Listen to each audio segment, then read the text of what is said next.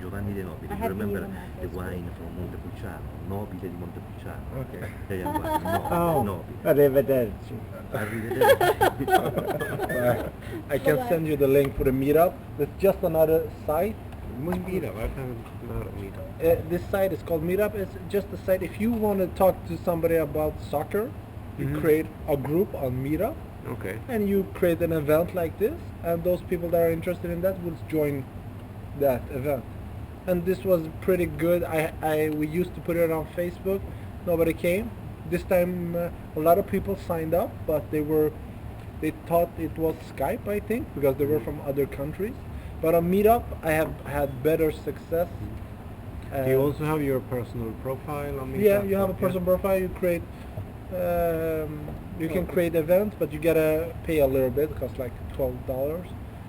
But you have It's your- not create really your about own the group, personal not if you profile. just join Just a on profile. then you just. Is join. it less annoying than Facebook? With Yeah, it's very just different. yeah. It's not just- as addictive. I It's can not tell a you really a that social network. I've never joined Facebook, and for reasons that it's I wouldn't be able to stand it, and Meetup is great. It's just for You're never joining alone. events, really. Yeah. Not joining Facebook. And it's very much used There are a lot of here in people who Sweden. There are Yeah. several groups about anything. Yeah. Is it an international site? Yes. Yeah. Because Facebook is getting more and more dodgy in terms of But you only how see they use your meetups that information. are Yeah. like close to you. So I mean, since I live in Stockholm, I only see meetups that happen here. Yeah. Mhm. You can expand that. If you're going to another country, I've done it. When I went to England, I That's checked kind if of what they it's have for, I guess, meetups from there. the beginning. To just find things when you're a tourist or Yeah. moving to another country, find Groups. interesting things. Groups that you want Yeah. to do when you're on vacation. Yeah, exactly. It's a good way to find other But people. you said to create an event, you pay money. If you wanna, then you gotta pay a fee, but not to just be a member. Okay. Then it's totally different. All right. So let's do this last bit. I think I have two more bits, but they're pretty short. So this, I was on Meetup, and a guy wrote to me and was talking about the resource-based economy. See why it's not working? Resource-based economy, but he was interested in small scale. And he said, could you give me some pointers? I tried to explain to him that the Venus Project is not about small scale. It is a global thing. So I don't really know how to apply it on a small scale. You could, because the problem that happens is that if you go small scale, like we talk about now, and the world collapses around you, and we are eating well, people will come knocking on our door, just like they will go to the rich people or to the stores that have goods. But if it's total collapse, they will come and try to take that which we have.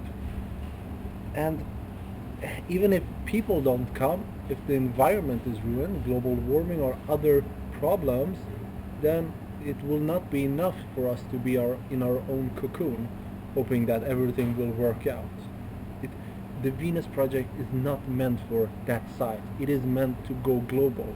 It is great for maybe a demonstration and try to show what we are doing. That we should try definitely any way we can to get some kind of exposure out there. It wouldn't be independent. You can't produce everything you need. Sure, you can produce some food, you can produce energy, get water, but there are many things that don't scale down. For example, the CPUs. How do you produce CPUs like on your backyard?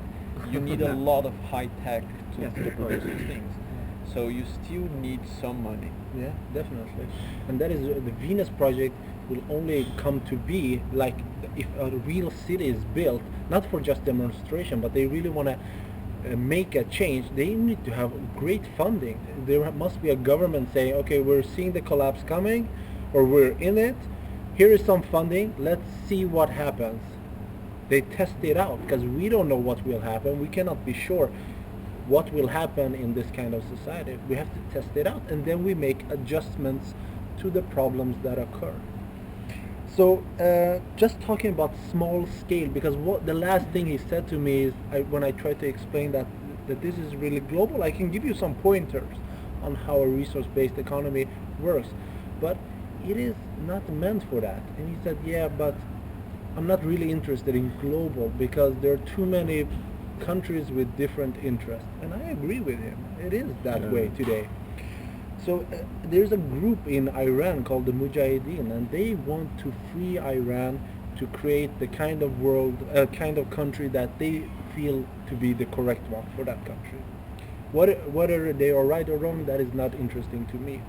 But let's imagine them going to a farmer saying, this is what we want to do for our country. We want to free it. And the farmer has never been outside. He has been outside once, and he's seen how big the country is, and he never been out there again. He says, you're idealist. It's too big. The country is too big. Let's just fix our little city. Let's fix that. Don't work too big. And they will say, no, you can't just fix a little city. We got to change the whole country. That's how real change comes about. And I talk to them, and I try to say to them, you can't just fix one country. You got to fix it all. Yeah. And they tell me, you're an idealist. You're working too big. It's the same thing. We work in small sizes, but I feel that you want real change, you can't just take a square of the planet and say, we're going to fix that. You can't work that way, unfortunately, anymore.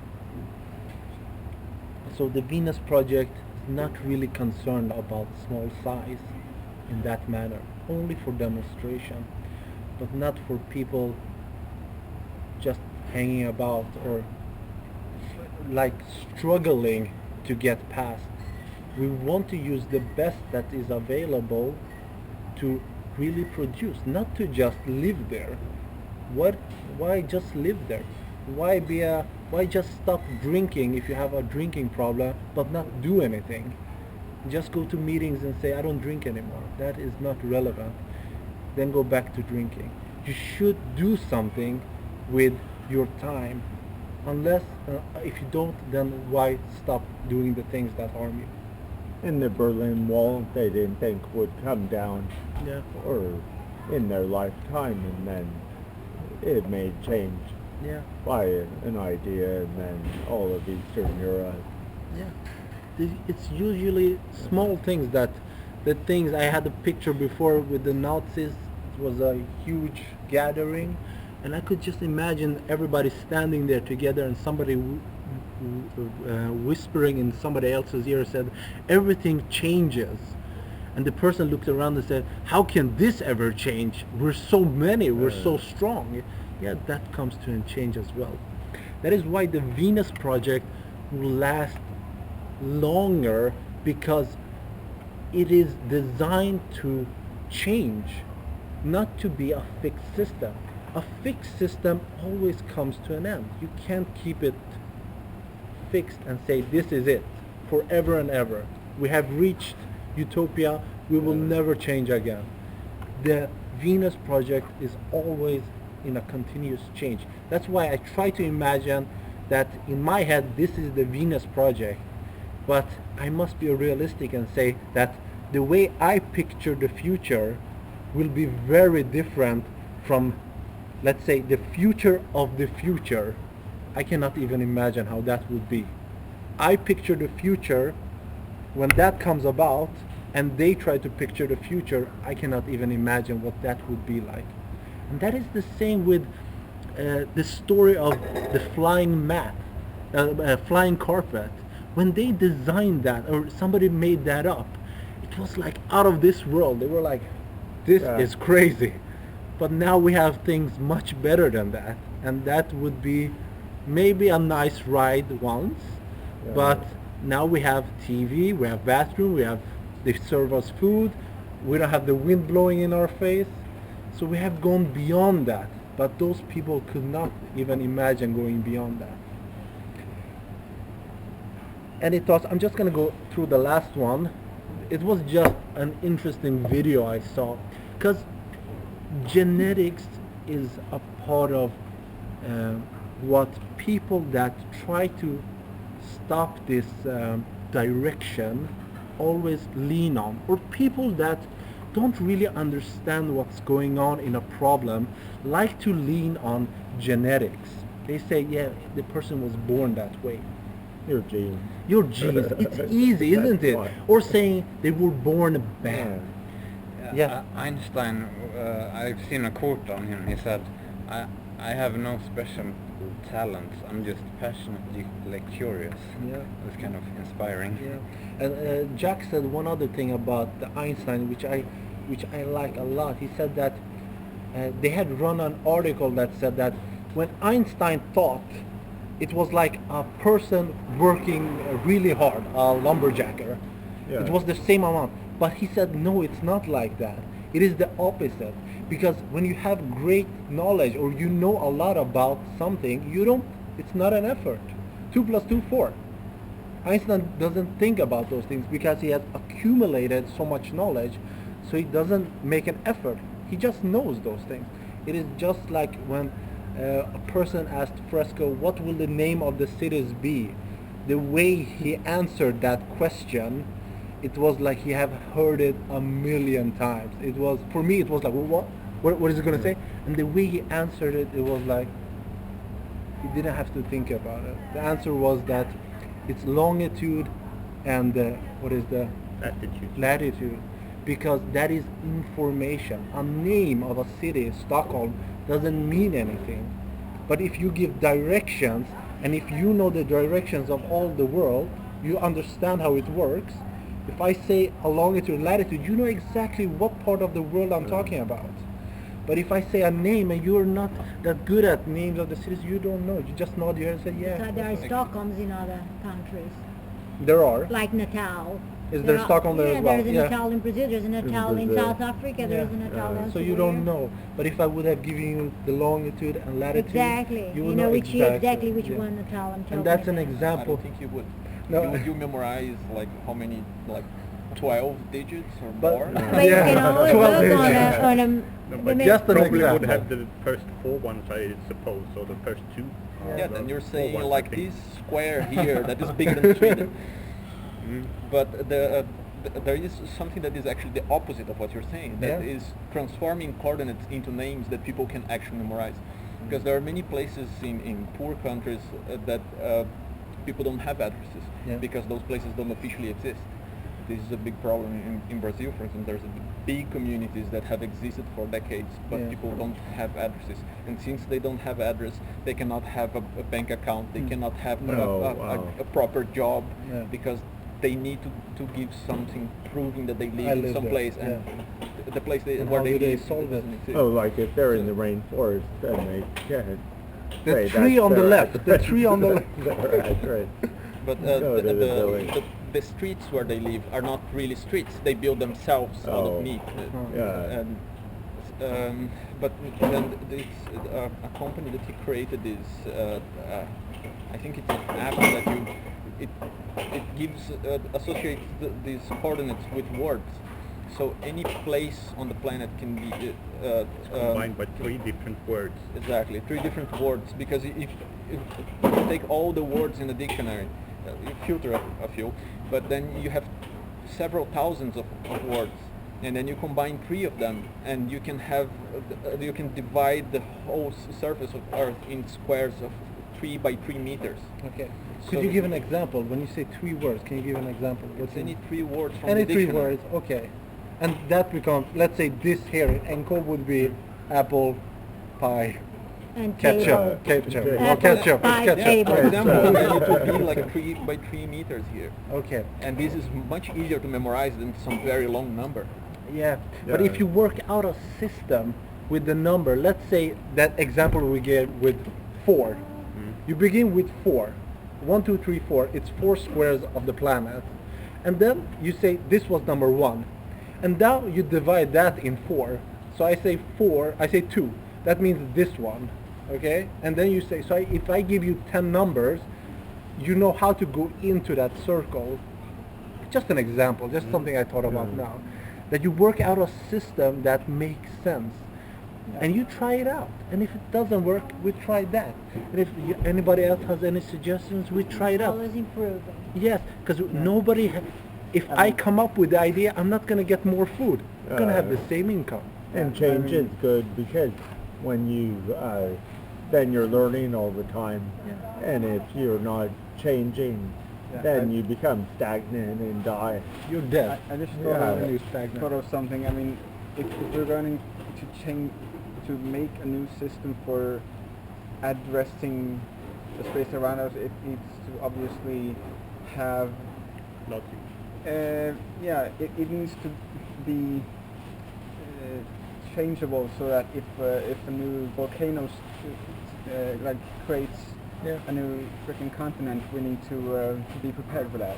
Yeah, Now yeah, we're but- back but in this- longitude and latitude. Yeah, but then this doesn't change. This system with 3 words, you have even the surface of the oceans, it has words associated with them. And but here I have one example. There's another meetup in Finland that I'll miss. They said use that that. well, no, they used your idea.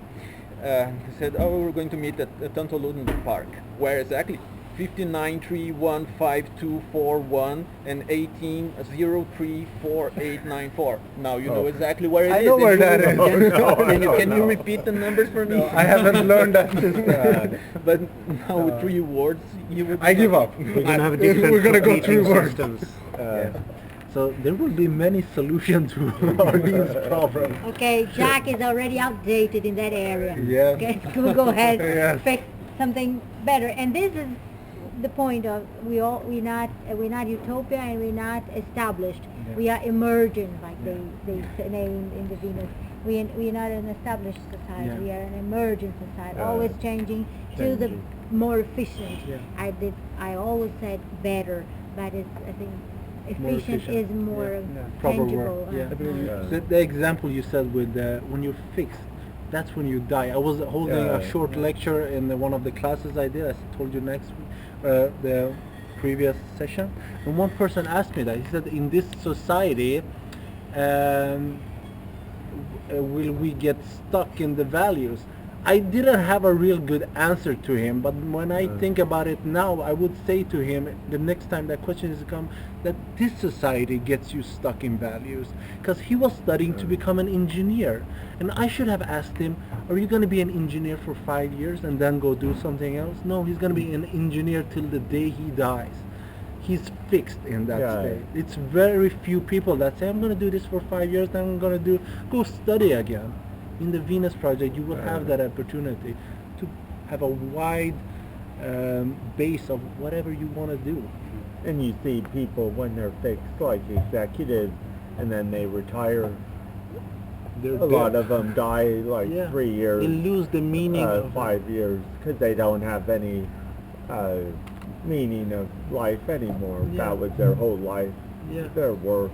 Their whole life has been working on this section Yeah. at my work, working with these They're numbers. like a manager or Yeah. something. I was important. A lot of Yeah, people in the important. military lose that. I Yeah. had that status. People were saluting them. They were something. Yeah. They were their clothes. And when they take Yeah. them off and they don't have to wear them anymore, that day is over. Now They that have part- to have other projects and Yeah. or learn something new. keep that going. I was reading something related to that a few days ago. This very interesting text, but at the same time, I was very angry at it sometimes. Yeah. A world without work. It's a very long text, and there are some interesting information, some interesting interviews. Why didn't you like But it? in some points, the author says talking about this thing that people that when they lose their jobs, they lose meaning in a society. But because it's talking mainly about the fact that automation is going to remove the need for lots of jobs today, and the vast majority of people work in things that are very easily automated. Yeah. So it's a matter of time until they are automated, and even talks about the other professions that could have been automated before but weren't, but they ended up being automated at the first big crisis that happened after the technology was out there. Yeah. Because there's no big incentive to just change things now, but then because if you can afford paying, like a big company can afford paying those people, then there's no reason to invest a lot of money to change. Yeah. But then in a big crisis, then if they see that it's more profitable for them to change, they'll Yeah, just they switch. change. Yeah. And so this is a matter of time until this happens, and then what to do with these people? Like, even if we have some system not to let them starve somehow, like reducing the Yeah. amount of hours, or having some basic income, something like that. If people lose their jobs, they lose their purpose, they lose their meaning, Yeah. and a lot of people they get depressed, or they get sick. Like Yeah. it's very bad for health. But it makes me angry that this person never talks about the fact that why these people get like this. Like you were raised to be a thing. Like what are you going to Yeah, do when you machine. grow up? Yeah. I'm going to be an engineer, a doctor, Yeah. a lawyer, whatever. And that's you. That's your identity. That's what Yeah. you do. When people ask you, what do you do? You Yeah. say your profession. That's the Yeah. thing that defines you, and then you lose it. Of course you're going to lose your mind. Exactly. That is And, the and way. if you yeah. work like 40, 50 hours a week, Yeah. you don't have time or energy for anything else. No. So your life becomes the work. Your Yeah. friends are the people that work with you.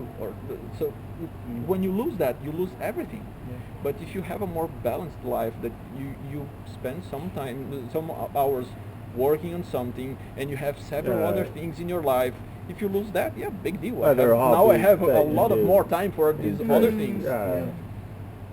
So that's the part that made me very Yeah. angry, because this is kind of a religion that exists It's today. like I like when Jack says it doesn't go far enough. Yeah. It was good, but doesn't go far Yeah, enough. exactly. Because these people, the person that write this article, they're limited in the information Yeah. that they're given. And I was definitely limited. I would have thought the same thing. It is when we get exposed to these ideas, then we can sit back, because I get pissed off too. I remember I saw something on 60 Minutes about machines taking over. And the way they were perpetuating it, they ended it with the Terminator, of course. Oh, yeah. Because and I was like ripping my clothes off, Yeah. going crazy. No, but I have to calm down and realize that I thought those things as well back in the days, because I Yeah. didn't have any other information. We are brought up with those movies. It is when we Right, get exposed with some new ideas, we can put it together. Yeah. I wanted to bring something else up. I'm sorry, were you done? No, yeah, Like, of course. You just go. Because there's one thing that I've mentioned on my meetup personal page on the Yeah. for this group, but I don't think anybody's read their sure haven't read your personal profile. I always read them, but I always forget them. So tell us. Yeah, there's this psychiatrist who created a new branch of psychology in maybe 20, 30 years or something. And they have been implemented in schools in certain places. I think in a couple of schools in Australia and Yeah. I don't know. But the thing that is interesting is that they have taught children how to be nice to each other. It's called positive psychology or positive Yeah, education. I heard about this. And I mean, if the whole goal is, to be more humanitarian, which is, to be nice and considerate about the rest of the earth, Yeah. then, I was just wondering if you would like to research more about this, because I read a book by this author, by this Is psychiatrist, it B.F. Skinner? Who's the author? Martin Seligman. But it was some time ago. I don't remember all the details. But I remembered it when we started talking about education again. And Yeah. it's like, it would be interesting to see if the Venus Project people heard about this, what they think about it, if they think Yeah. that this could be a way to implement. Many of those things, many people ask Jack about different kinds of ways of raising children. I remember somebody asked him about the thing that I read. It's called attachment theory. That's what it's basically. They asked him, but you can't have that piece of the pie while the world is crumbling. Yes, those things are important, and they will be studied. All of those suggestions will be looked at when they are relevant and we have time for it. But first there will be different things, like I cannot put my energy on exploring all of these possibilities to say that this is the way exactly today, based on all the studies, this is how children will be raised in Venus Project. It might be very... That's no? not what I was talking about. Okay. I mean, to be able to spread ideas, obviously, you need to educate people, and To be open-minded. is this a way to start something? I think so. I mean, I don't know what has become of the first children to go to these new schools with these positive education. Like, yeah. I'd like to say one thing, like again, I'm just a parrot. I'm very We all much are. into Jacques Fresco, and therefore it's just that I don't have better ways to say it myself. Yeah. So I'm constantly paraphrasing Jacques Fresco. The core source of most of our culture, when I mean culture, I mean global culture, is scarcity. So it doesn't help to educate a group of children here in Sweden or in Australia with manners of being nice to each other, because again, if we run out of clean air, Yeah. clean water, But food, I let me just finish my point. Then we cannot be ethical. Even these children will become aggressive, because regardless their conditioning to be nice to each other, if they can't have access to the necessities of life, necessities by that I mean what you cannot live without. If we take air, you will die immediately. If we take clean water, you will die immediately. If you don't have food, you will die in a month or so. So once, if you're brought up to good morals, but if the world crumbles entirely and these very children don't have access to food, believe me, they will develop an aggressive behavior. And again, he gave an example that cows, when put on an area with lots and lots of grass, they are calm. If they take the same cows and put it where there is little access to food, they become aggressive. So when they say, don't talk about being nice, being kind, because you go to church and they say, be nice, be kind to each other, but when I go out there and I do not have food, of course I will steal. Or I will cheat you if I can to get money from you. So no moral codes being given to people will sustain them morally unless you create material conditions so that they can afford to be moral. I'm sorry if I sound aggressive. I love it. So much passion. No, thank you. It's not aggressive. It's I agree with you, and I didn't really explain. Double Obviously, or sorry, I'm saying the word obviously too much. Obviously. Educating people in poor, starving countries is different from education in privileged countries where there's abundance right now. And if we teach people in countries like these, Australia, Sweden, to be considerate of the whole globe and the whole of humanity, and be more willing to share their abundance with the people who have scarcity.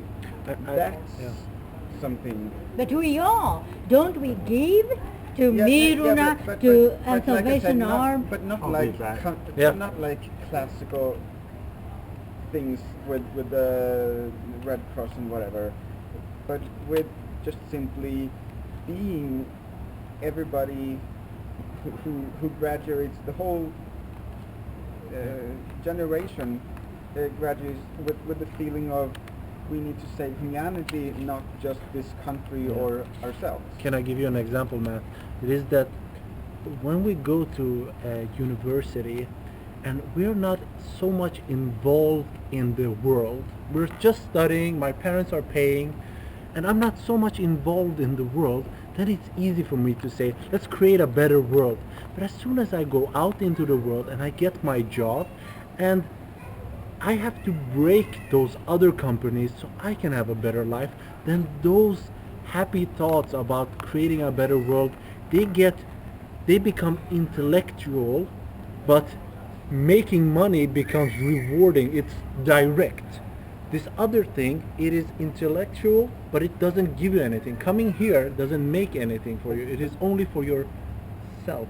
But still, Yeah. even in our society, people exist who don't live for money. Yeah, and, exactly. and if we're even more educated that money won't give you happiness. Yeah, that's what we're here for. And when Yes, we live here, we exactly. talk to But- people. And of course, some people just can't imagine a way to live without money, but some without other people competition. understand that money isn't happiness. Yeah. So the more people we educate that money isn't happiness, that being kind and helping people is happiness. I agree with you, but we must not lean back and say, I hope that they will start doing that in Sweden. We have to go and say, what can I do? You go, you talk to those that you feel that are receptive to that. And there are many great things we can do. It's unfortunately that we don't have the resources, we don't have the influence to just say, let's do this, and it will be done. That's the problem we have. Yeah. I think there is one thing that's much more central to an RBE, and that is, I think, the biggest problem, the thing that is missing in education and culture today is that an RBE is based on evidence. The first thing in an RBE is a global assessment of the natural resources, and then what are the needs that we have, with the technology we have today, what's the most efficient way of providing this in a sustainable way, because we want to provide also for the future generations. So everything is based on evidence, based on data, and not on beliefs or opinions, which it is a very nice name for guesses. And today we have this, maybe it's because of if you compare like a dictatorship and democracy, sure, democracy seems great, but you shouldn't stop there. And we have this thing that democracy is the most amazing thing, and if being called anti-democratic, Look at Greece. Being anti-democratic is like an offense. This is, I'm not talking about us here, I'm talking like in general, in culture, you see media, that like democracy is the most amazing thing, and it's like also freedom, which is very